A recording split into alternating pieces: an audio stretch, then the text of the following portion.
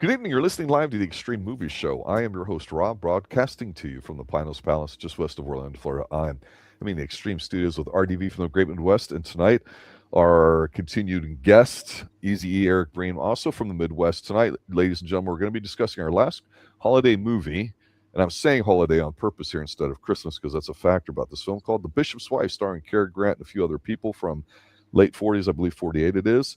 And I got to tell you guys, this is a first watch for me, and I'm going to be honest when I say this. I've mentioned it passing with some of the older films that we've done, whether they're Bogart, Gall films, or some other ones. I started watching this and said, man, this is a shitty color print. And then I went, wait a minute, the original's in black and white. Let me start over and look at that. And wow, what a difference that made, because it actually looked better, I thought, in black and white rather than a colorized I version. didn't know there was a color version. I only watched the black and white Tubi. Yeah, so it's one of those films where, to me, I haven't watched it, and my understanding is that the studios want to not really emphasize the religious aspect to it, which coincidentally seems to be a theme in these earlier Christmas movies. When you have Cary Grant in something, how can your eyes not, veer from him? This is an interesting movie because it feels different than, say, the Robert Mitchum one we did and some other ones recently. I think it works. It's got a bit of a different tone to it. I just don't know how fun it was, I guess. So I'm trying to feel like how I reacted to it. Like, I think it's a good film, but I'm saying that intellectually with my brain and my heart, I don't know how to feel about it because it seemed like it was a message movie that we get at the very end. Mm-hmm. And I think thanks to Cary Grant, some good lines in here and the scenes that he has in here, I think is what makes it works for me. Now, Eric, you're the one that I think mentioned this one as a possibility and all that. You're familiar with. What's your initial take? This was a movie I resisted watching for years, and I don't know why. I watched it for the first time like 4 years ago, Mm-hmm. and now I lead off the holiday season with it every year. This is like the fourth year in a row I've watched it. I love it. I think it's just the interaction between Dudley and the professor, the way he gets along with Julia, the scenes with Sylvester, the cab driver.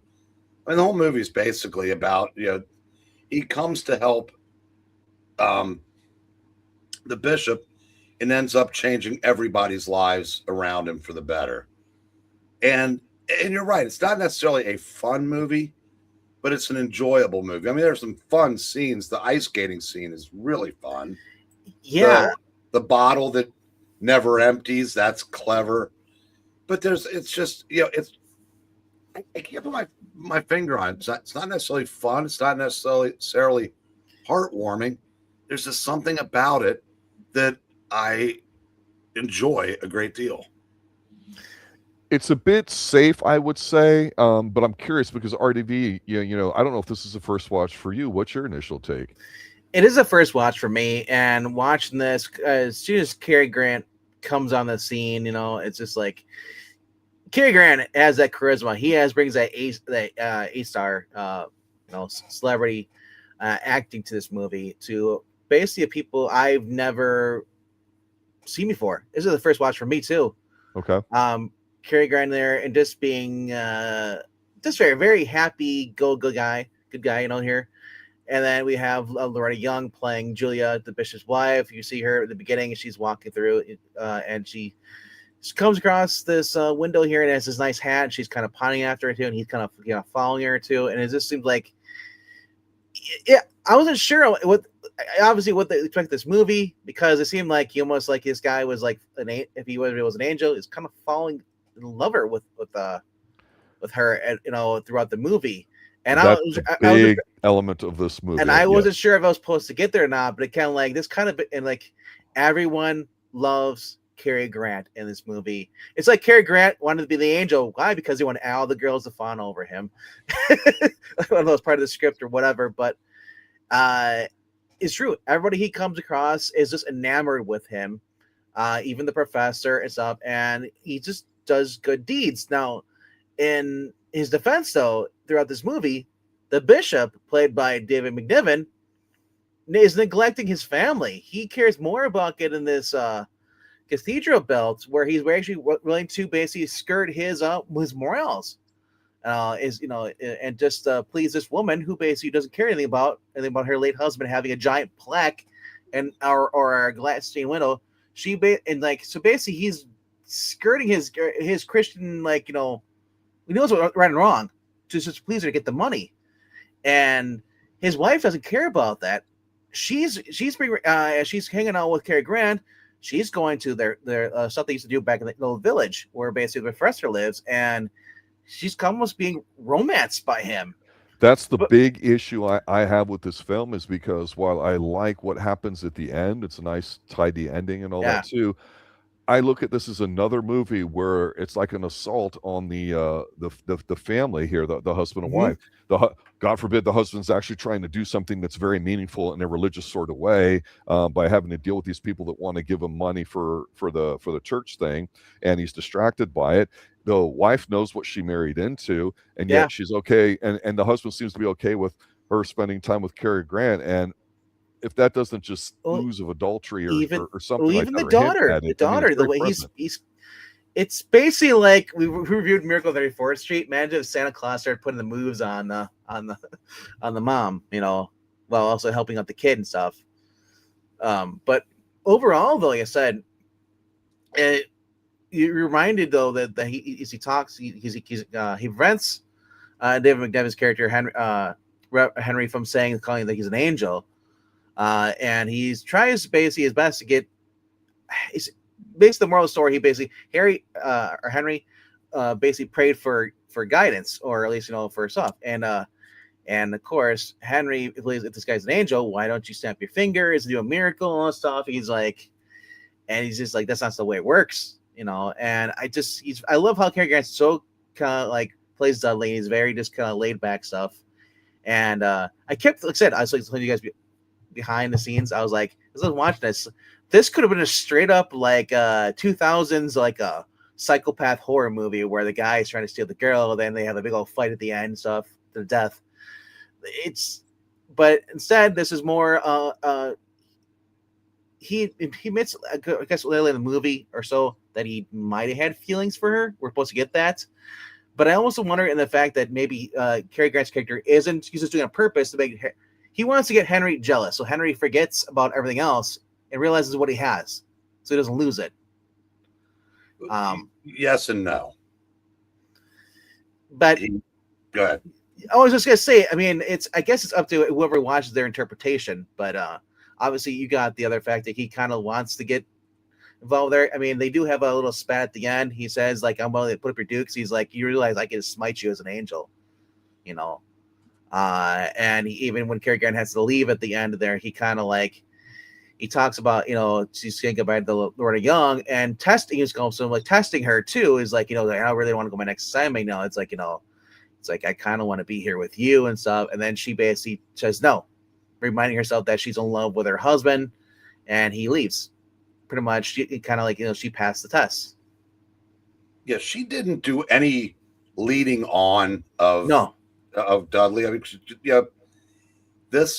When this movie was set, okay, obviously they love each other, but he has become obsessed with getting this cathedral built, and he's compromised everything to do it. Faith, everything, and dealing with a lady who is basically doing the same thing.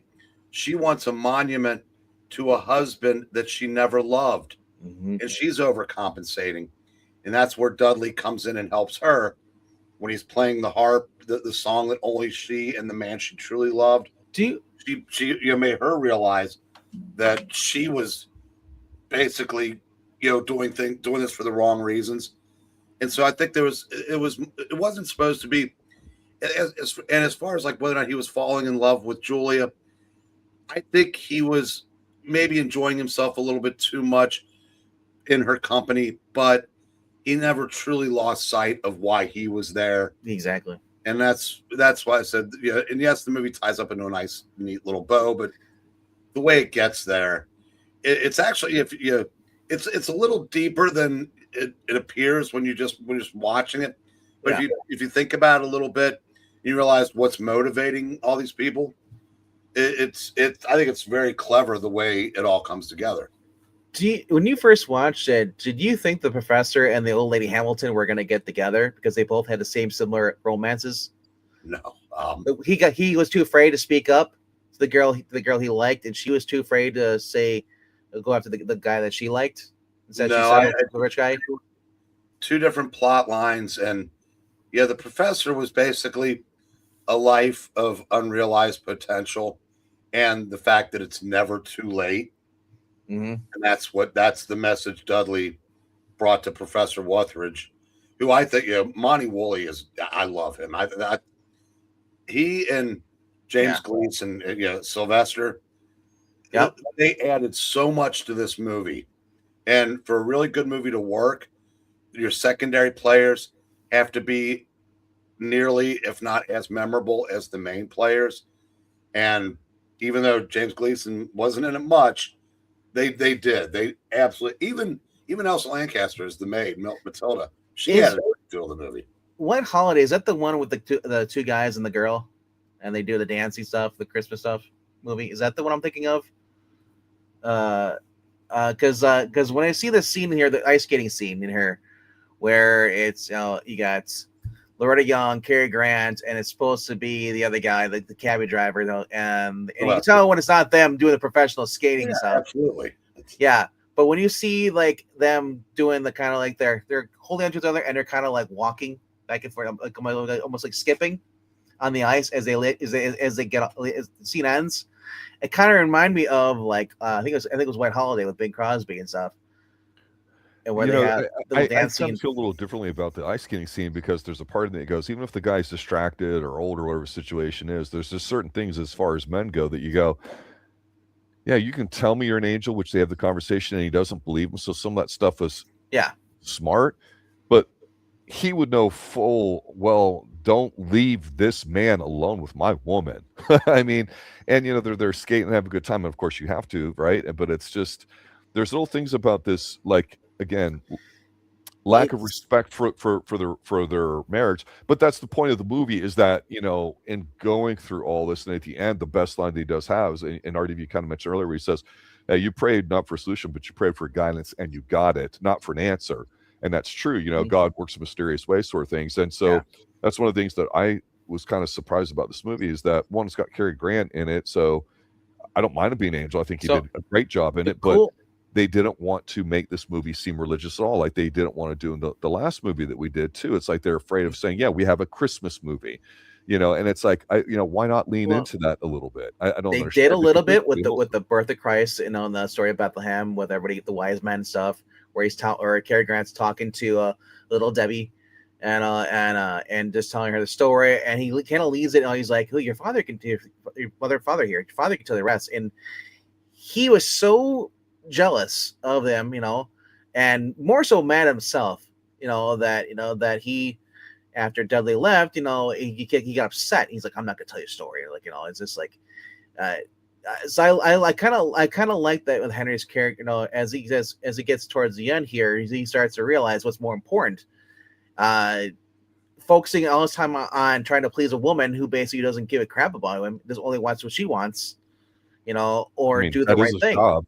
Yeah, it is a big deal, because it's revealed that she the point. The only reason he's pissed is because of her. Yeah, so he basically became her lackey. But the other thing too is that what I don't appreciate in this particular case, and it's a theme I've been thinking about lately, and it's going to get a little deep here for a second, guys. But follow me. As a guy, of course, we think about our wife and our children and all that. But at the end of the day, there's something called legacy, and it's not just your family, it's what the mark is that you leave on the world. And so Scrooge immediately comes to mind, where he's maligned as an evil capitalist, and people like to paint him that way, Hollywood does. And in here I go, hey, this guy does a very important job. He's got to deal with an incredible amount of sum of money. He's got to balance egos and all that, and that's what he gets paid to do. That's what he does. Let him cook is what I'm thinking. And yet it's seen in a negative light here, in a sense that it's such a big deal that he can't handle it, and it's a distracting thing, that we need this, for lack of a better term, supernatural intervention for everybody to kind of see the light, which I don't necessarily mind. But it's like the scene where Dudley the angel, where he's with the little girl, And what is it, the snowball thing? He's like, you can throw it. She's like, no, I can't. I'm a girl or whatever. And he's like, you just pick it up. And he's so good with kids. He's very natural, right?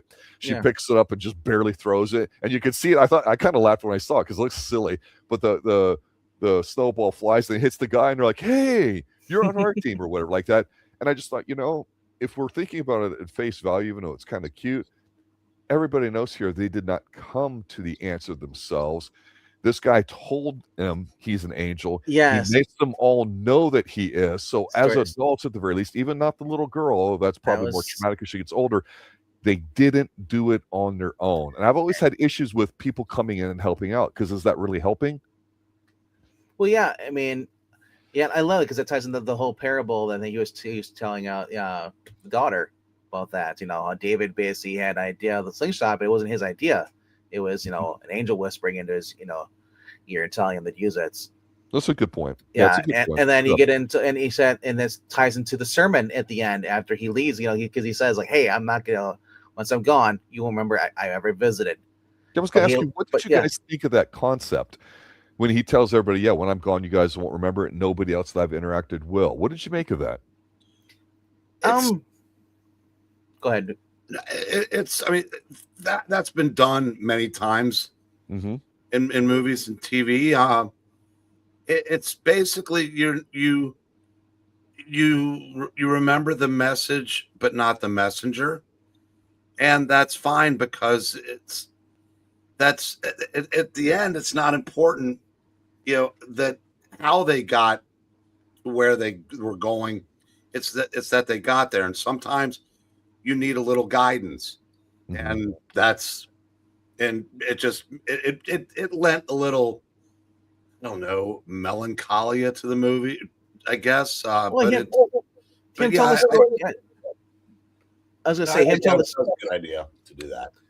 Him telling the story to the professor about the coin, and that basically gave the professor the nudge he needed, and just to move on with his life and take the leap, take the leap of faith and start doing our research stuff. But I want to talk about the special effects in here, the little animations they did in here. We first get to see it basically when Cary Grant, he's going to organize all these index cards, and he basically throws it, and you see like the little animation goes, kind of like a Disney animation thing. You can't think of watching a Pete's Dragon, animation they put over the slides. And the call cards going in the spot. He does it again where we see him with the drinks. I thought that was kind of cool too. And then we see him at the church, St. Timothy's, with the choir boys. So he's like, because there's no one there. So he basically waves his hand, and all of a sudden these kids start showing up out of nowhere and start singing. Then, of course, the final thing we see is also with there's two more things. We see with the little Debby who doesn't know how to throw a snowball. Gives her a little extra hope, and she hits the kid dead on. And then he's like, this is my favorite part of the whole entire movie, is when he's sitting on the bench. He's like, "Oh, did she get hurt?" He's like, "Oh, she'll get hurt, but she'll enjoy it," because a lot of parents today don't let their kids be kids. I don't know. It just seems like we got the point where we are too hands on, but then then there's sometimes we're too hands off. I feel like it's just. But more so, we try to police our kids as far as we were for a while in the 90s, not so much today. But I thought that I always liked when I see that. It's like, he's like, yeah, she's gonna get beat up, but you know what? She'll be fine. She'll learn not to get beat up. Defend herself, throw snowballs. But the last thing is the tree. While he lights the tree and stuff, this is what I miss. When I grew up, when I was a kid, I remember I was probably like under 7.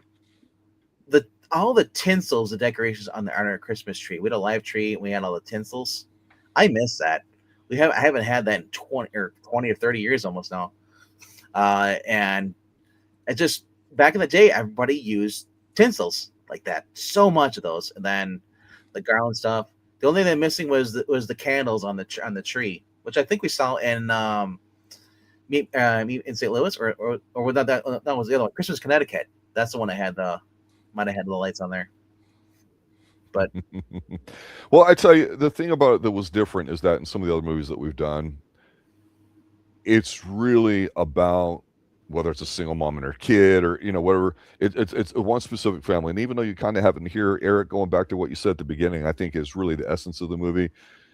It's how Cary as this angel influences everybody in that circle. Now, again, it's a feel-good kind of movie, so everybody's got a negative roadblock removed from their life and they're able to move forward with it, is what we're led to believe. It's not like it changes something different, like a more cynical monkey's paw kind of tale would be, or whatever, like if Poe right now, if this is a horror movie, because it's very apparent, we're led to know that, yeah, he is an angel. We have to believe it. It's not, was it really Santa Claus or not? We don't know, right? So, and I do think that makes it different. It feels different, but Cary Grant is just, the two scenes that pop out to me is just how effortless Cary Grant and charming he is. And also the thing that's disappointing is this, you want to root for the couple to do well, and they do. Mm-hmm. But when they're sitting there at the dinner table, the rich dinner table with lit candles and the maid and the bell to get them summon the maid. And Michelle's. Yeah. But the point is, I'm going back. This is 1948. I don't know of an earlier movie 47 it exists where, well, it's where they're sitting across from each other where like you can't even have a conversation because it's blocked with the silver holder of all the fruit, that you probably had your maids go out and buy that day from the local market or whatever. And it's one of those things where it's like, this is just not a very warm feeling household, and it's like, wow, try to make it stuffy, because we see that lampoon later on in other TV shows, and all, where the table just gets longer and longer and wider. I mean, and it's almost like a joke in a way, and I couldn't help but be distracted by it. That's by design. That's to show how exactly right. How far apart they were growing. Yeah, because of his obsession and commitments.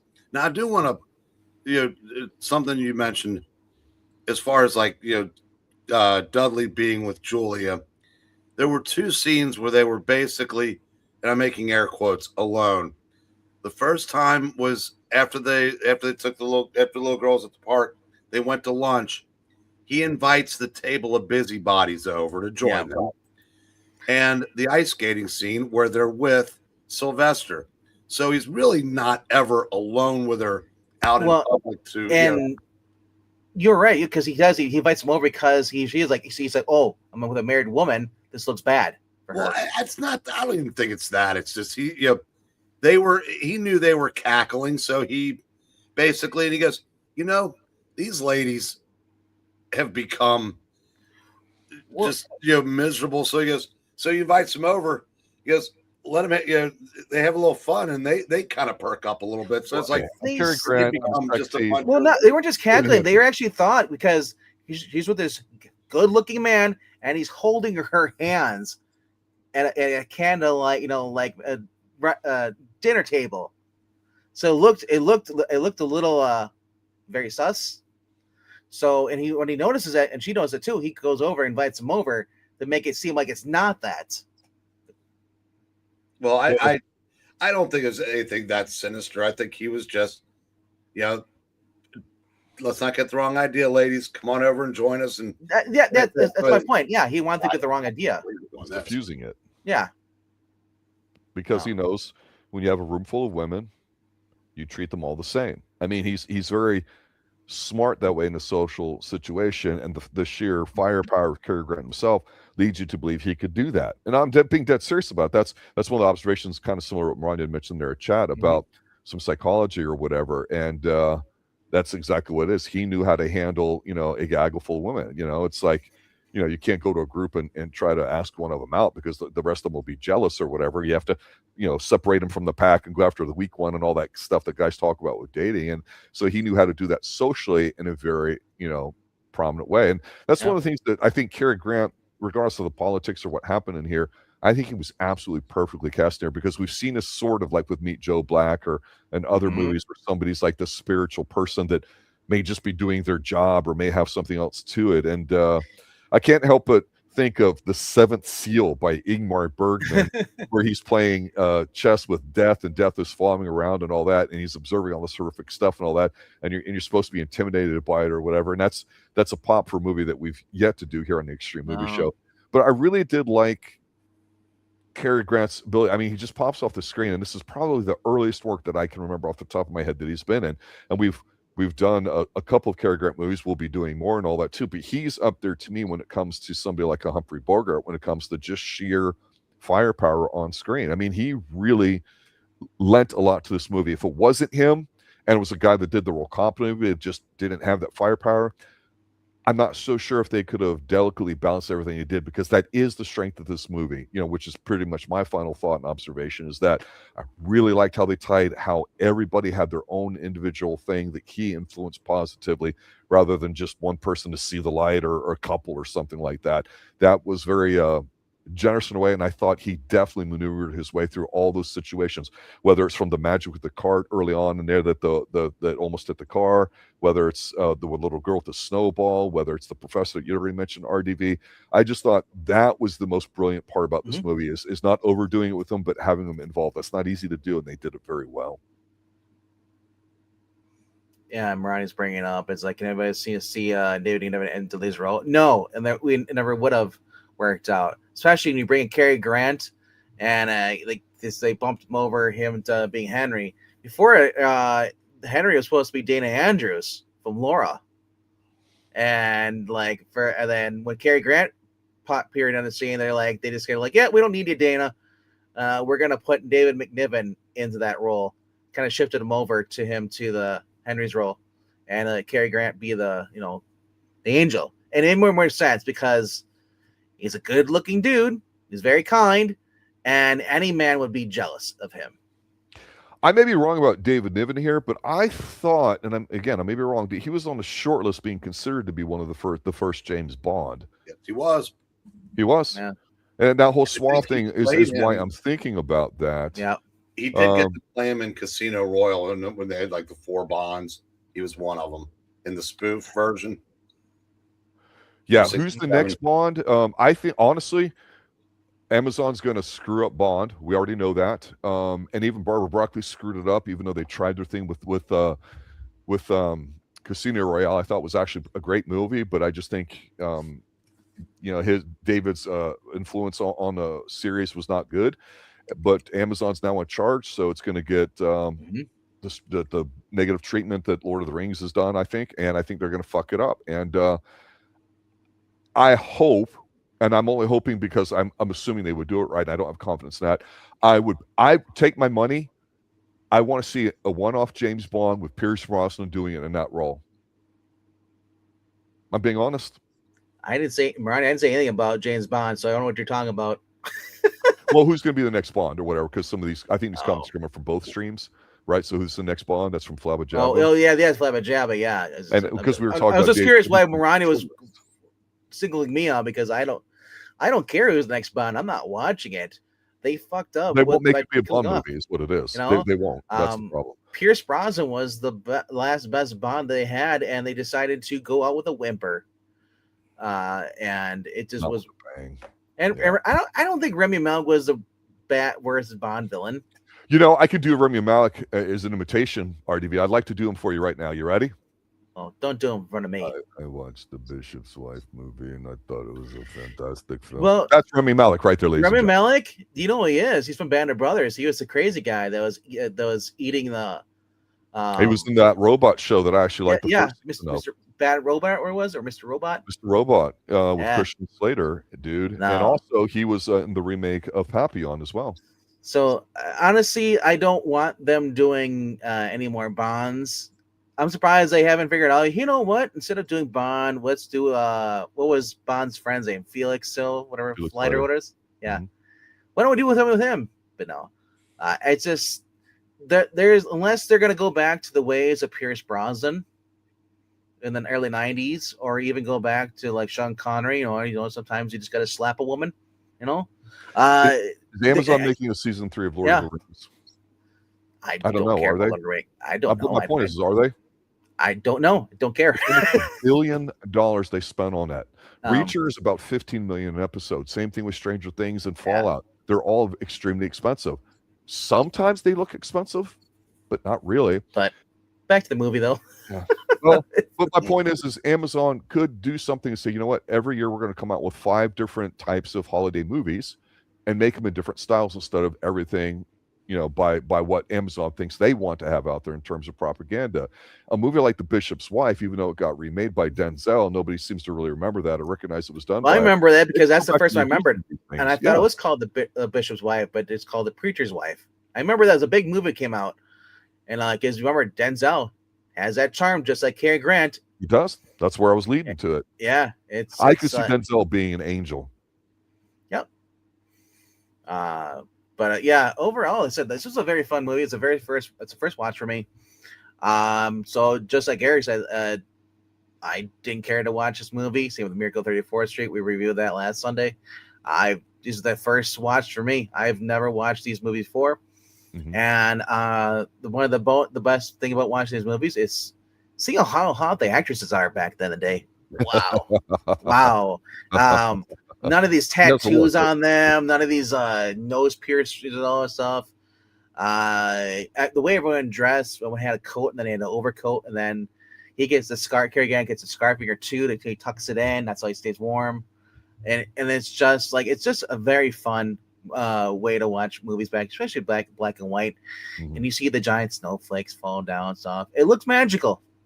It does. There's definitely there's definitely a feel to it with these black and whites for sure. So honestly, I said Cary Grant brings the A game to this movie. We didn't have Cary Grant in that role and anybody else, I don't think it would have worked as well.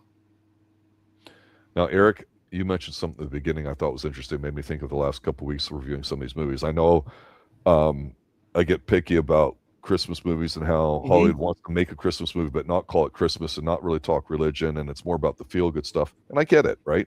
This is kind of the early phase of it. But I found it very interesting that you mentioned here before about, like, with the professor, you mentioned he was the guy that was supposed to represent like unfulfilled promises in your life or whatever, like that, like you're stuck in place and how you're rooted. Yeah. And I just thought it's interesting how certain movies or certain dynamics in movies automatically go into analyzing mode or whatever, because I felt like I analyzed this movie the least amount, and that's one of the positive things I want to say to it, due to the fact that Cary Grant's got a great deal of charm. I think the movie bounced around a lot quicker too, with all the different people he interacted with rather than one solid family. So being your fourth year, I think, in a row, you mentioned to it, where you kind of discovered all that. Has it changed for you and all that? I mean, what kind of final thoughts do you want to leave everybody with for this film? A couple. First, of the four that we did, this was the movie that had the most star power at the time of its being made. Because David Niven was a big star at the time, sure. As was Loretta Young. As far as this movie, I said, I think the reason why I didn't watch it all these years was because I didn't know it was a Christmas movie. That was just a name of a title out there. I said, it's Cary Grant. I'll get to it eventually. Oh, it's Christmas. Okay, I'll give it a watch. And now I won't miss it. And as far as I lost train of thought here. Star power. Oh yeah, as far as getting analyzing the movie, what I liked about this is you don't have to. I mean, I put a little thought into it because we were doing this, but if you watch the movie and you don't think of that with the professor, or it's about or with Mrs. Hamilton, it's not going to diminish the enjoyment of the movie, because Cary Grant is so magnetic. And that's really, if that's all you want for the movie is to be entertained by one of the all-time greats with some, a couple more all-time greats, then you're going to enjoy this movie. If you want to, look for meanings in this, they're certainly there to be found. Either way, like I said, I thoroughly enjoy this movie every year that I watch it. Yeah, Bad Santa got to be the best Christmas movie. I'm gonna be honest, guys. I like Bad Santa a lot. I think it's a modernized version of of way things are today. That kind of movie would not have been made 50, 75 years ago. The whole fashion thing. I mean, I know when we review Columbo, I always geek out on the buttery leather jackets and how weird the 70s became, because you had high-end fashion, then you had your hippie fashion, you had all these different things come together, and then it kind of like puked on itself and started to die in the 80s or whatever. Now you've got jeans with stretch material in them, and just, I don't know, it's not the same. There is a certain simplicity and elegance to these movies in a lot of factors both you guys said, and we'll close with that, is that they're beautiful to watch to look at. They're very fundamental. Everybody dresses well. Everybody seems like a proper an adult. There's no cussing. There's no tattoos. No piercings. And you know what? You're an adult. Live your life the way you want to. I'm all for it too. I think that's really interesting. But what those things can be a distraction, especially like if you're trying to ramrod a message through or whatever. But Cary Grant is charming. He's magnetic. We know this. It's a fact. But that's what's needed for the role, and it serves its purpose. Everybody did it. This is why, for me, I felt this movie really, really does work very well. Now, I'm very pleased because for the first time in a long time, I've been able to watch a movie that was a first watch and actually be very pleased with it without feeling like there's an agenda to it or it's, just a message of its time and it doesn't work. And this is one of those movies that I do think you can watch over the years and it doesn't lose any of its value with it. Definitely could say that. Other ones, you could argue it's Christian or non-Christian or libertarian or capitalist or whatever and all that. This is not that kind of movie. So in a way, I like that a lot about it, and I'll give it credit for it. I was not expecting that too. So I want to point out things that you guys may have overlooked. Karolyn Grimes played the Zuzu in The Wonderful Life a year before this. She was a daughter, and Jimmy Stewart's daughter in It's a Wonderful Life. I did not know that. And she's still alive. She's 85 years old. Oh, Eric. Apologies, you know this already, but everybody in chat there too, Moran, you will appreciate this. Rest in peace, 91 years old, Bridget Bardot. Yep. Yeah. That talk about a classic beauty and all that. I mean, she was definitely one of them. She was against anti-immigration with everything that's going on right now, and she was also made animal activist. Big time. Yeah.